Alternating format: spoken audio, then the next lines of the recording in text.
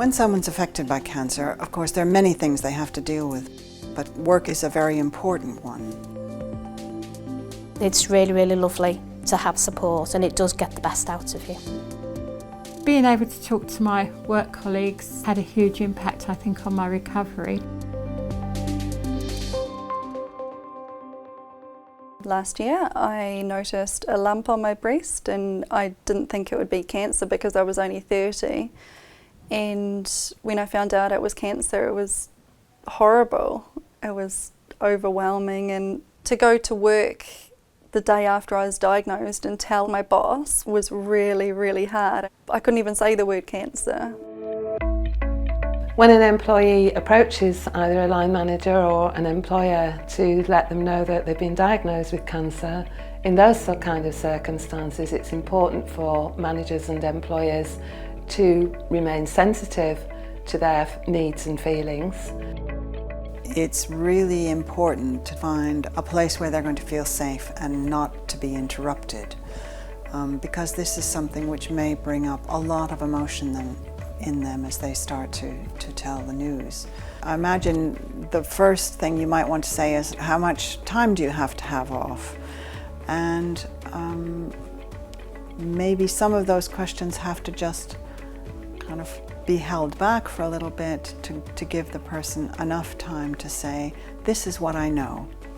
To ask very open questions which allow the opportunity to tell you what they need, and knowing that for everybody it's a different experience, and not making any kind of assumption that because it was this way for one person, it's going to be the same for someone else.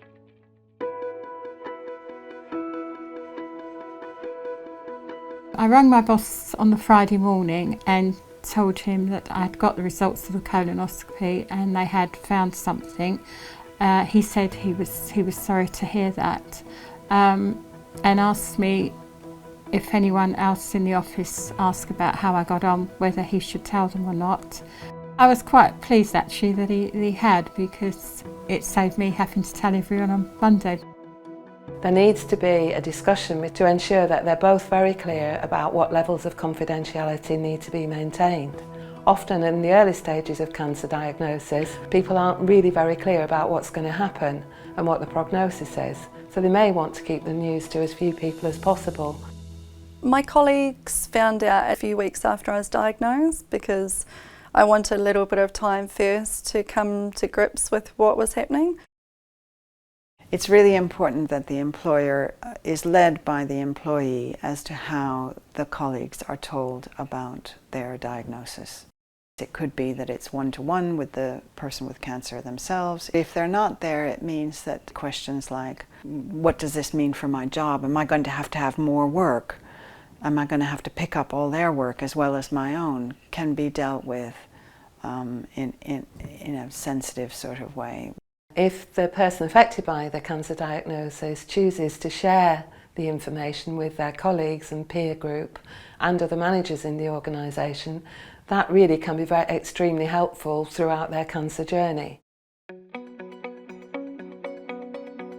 I was diagnosed with endometrial cancer 9 months ago, which required major surgery and also radiotherapy treatment after. Once I'd actually spoke to colleagues at Telefonica, I found that I got lots and lots of support and a lot of compassion as well.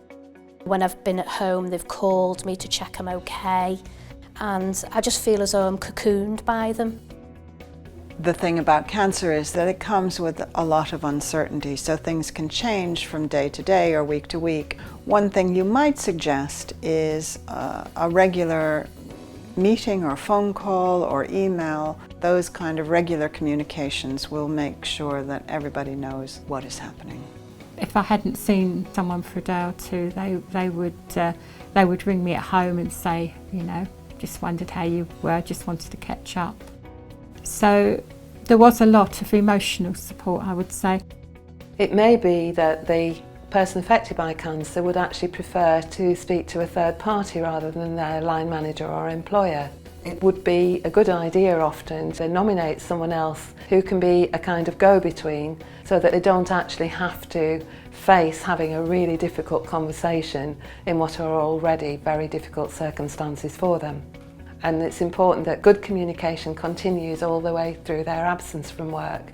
But in anticipation of their return to work, it's appropriate to ensure that a meeting takes place to work out how they would like that return to happen, whether they're going to be able to return to a full-time role immediately or whether they want some rehabilitation period. Early this year, I had a phase back to work return. It was my boss that communicated with the rest of the team about how many hours I was working, so I didn't have to talk to them about it. I think that was the best way to handle it because then it took pressure off me.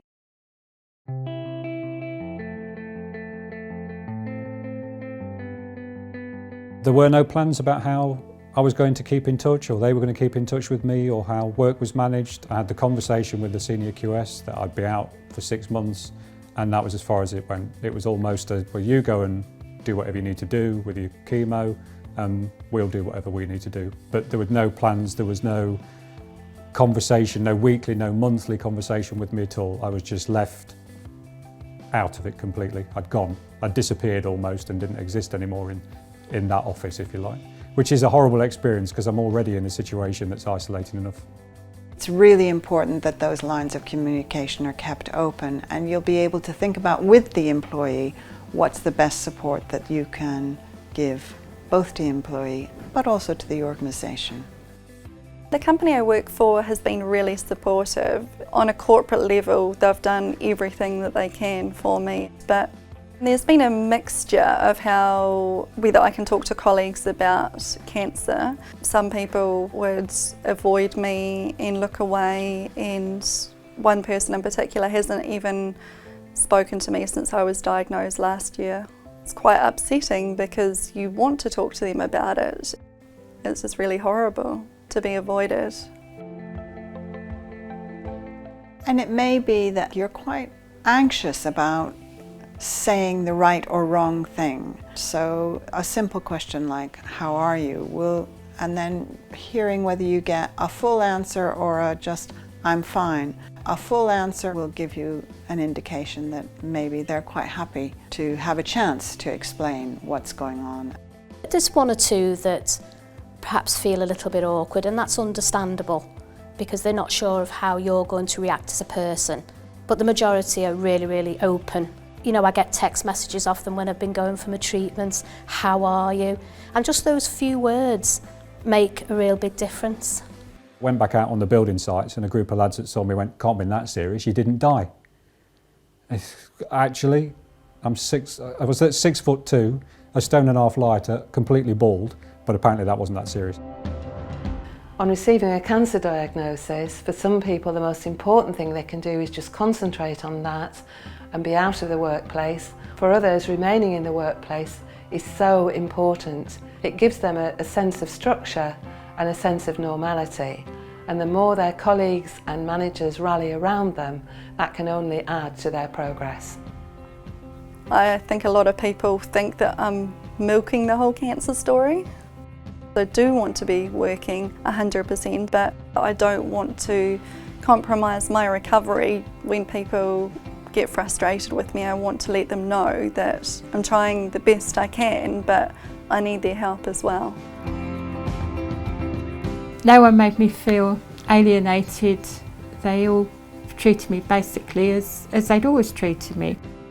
Sure helped my recovery and got me through it. I really feel that you do get the most out of somebody when they're happy in their role and they're supported by the people around them. I've never let how I feel come across to the customers ever. I've kept up with everybody else. And I've found if I've had a really bad day and I've been really depressed and down, I get so lifted when I walk through the door.